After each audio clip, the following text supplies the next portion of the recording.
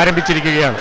ഒന്നാമത്തെ ട്രാക്കിൽ ആയാപറമ്പ് പാണ്ടി, രണ്ടാമത്തെ ട്രാക്കിൽ ശ്രീ ഗണേശ്, മൂന്നാമത്തെ ട്രാക്കിൽ കരുവാറ്റ ശ്രീവിനായകൻ, നാലാമത്തെ ട്രാക്കിൽ കാരിച്ചാൽ.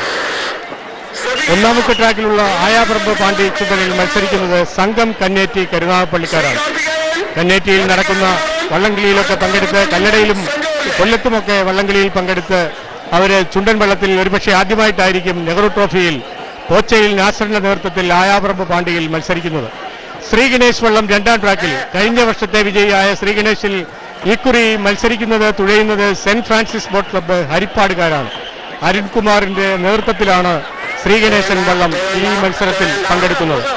കരുവാറ്റ ശ്രീവിനായകൻ മൂന്നാമത്തെ ട്രാക്കിലൂടെ കടന്നു വരുന്നു. ഫാദർ സോണി ചൂരപ്പുഴ തായങ്കരിയുടെ നേതൃത്വത്തിൽ സെന്റ് ആന്റണീസ് ബോട്ട് ക്ലബ്ബ് തായങ്കരിക്കാരാണ് അതിൽ തുഴയുന്നത്. നാലാമത്തെ ട്രാക്കിലുള്ള കാരിച്ചാൽ വള്ളത്തിൽ തുഴയുന്നത് തോമസ് ജോസഫിന്റെ നേതൃത്വത്തിലുള്ള പുന്നമട ബോട്ട് ക്ലബ്ബ് ആലപ്പുഴയാണ്.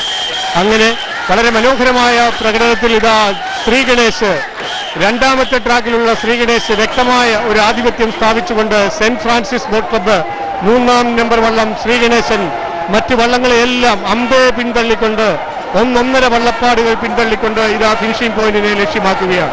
കഴിഞ്ഞ വർഷത്തെ വിജയിയായ ശ്രീ ഗണേശ്, മൂലം ട്രോഫിയിൽ മുത്തമിട്ട ശ്രീ ഗണേശ്, കഴിഞ്ഞ റെക്കോർഡിന്റെ ഉടമയായ ശ്രീ ഗണേശ് 4 മിനിറ്റ് 44 സെക്കൻഡ് കൊണ്ട് 2007 റെക്കോർഡിട്ട ശ്രീ ഗണേശ് കഴിഞ്ഞ വർഷം 4 മിനിറ്റ് 32.2 സെക്കൻഡ് കൊണ്ട് നെഹ്റു ട്രോഫി ഫൈനലിൽ ഒന്നാമതെത്തിയ ശ്രീ ഗണേശൻ വള്ളം മറ്റ് വള്ളപ്പാടുകൾ പിന്തള്ളിക്കൊണ്ട് ഇതാ ചുണ്ടൻ വള്ളങ്ങളുടെ അവസാനത്തെ ഹീറ്റ്സിൽ ഒന്നാം സ്ഥാനത്തേക്ക് എത്തിക്കൊണ്ടിരിക്കുന്നു.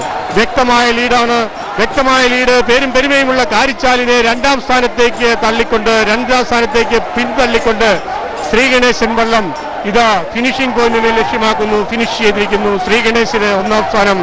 സെന്റ് ഫ്രാൻസിസ് ബോട്ട് ക്ലബിന്റെ ഹരിപ്പാട് തുടങ്ങിയ ശ്രീ ഗണേശ് ഒന്നാം സ്ഥാനത്തെത്തിയിരിക്കുകയാണ്. രണ്ടാം സ്ഥാനത്തേക്ക് മത്സരിച്ച് കടന്നു വരുന്നത്, വള്ളപ്പാടിന് പിന്നിലായിട്ട് കടന്നു വരുന്നത് കാരിച്ചാൽ വള്ളമാണ്. കാരിച്ചാൽ വള്ളം പുന്നമടക്കാർ തന്നെ തുഴയുന്ന വള്ളമാണ്. തോമസ് ജോസഫിന്റെ നേതൃത്വത്തിൽ അവര് ഈ സ്ഥലത്തെ ആളുകൾ തന്നെയാണ്, പ്രദേശവാസികൾ തന്നെ തുഴയുന്നു. അവര് രണ്ടാം സ്ഥാനത്തെത്തിയിരിക്കുന്നു. കാരിച്ചാൽ വള്ളം മൂന്നാം സ്ഥാനത്തേക്ക്